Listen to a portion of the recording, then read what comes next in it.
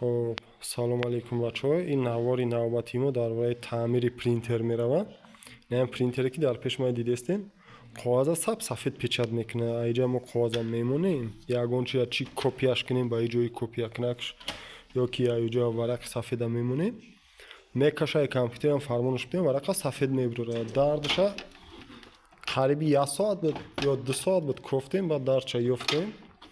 این وقتی کارتریجی که دوران در وقتی کارتریجی گرفتن بعض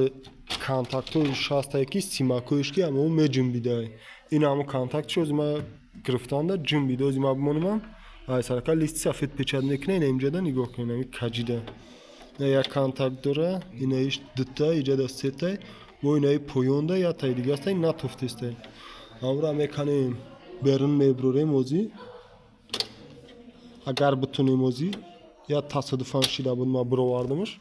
امرا میبروریم کامتر برنده میسته بعد پیچاد رنگ پرینترمون ای سرکا پیچاد کنیم سر میکنه اوزی پاوزه ده میمونه. خب اینا بچه این ای سیمک سیم که اوزی نتوفتیسته بود این توفتان گرفت انمی همون وقتی کارتریجا گرفتن ده این همی سیمک درو میدرویه وقتی که درو ما درو دیگه نشون نمیده یعنی ورقه دیگه پیچاد نمیکنه وقتی که ما همون سیمک هم میمونیم این حالتایی میشده که کارتریجا گرفتن ده به اهمیتی میکنیم برای همون کار. خب اینجا برای جوش ده میمونیم کامتر جوش هم میگیره با چی گپ شید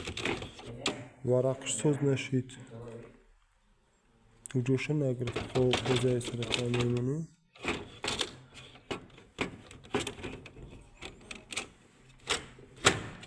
نه جوش گرفت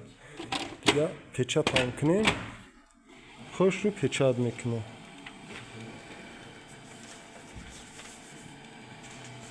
دوباره میمونیم این بسیاری وقت ده ای بی همون سیماکوش میشه وقتی که لیستی سفیدی خولی را پیچاد میته ای بی همون چیوش میشه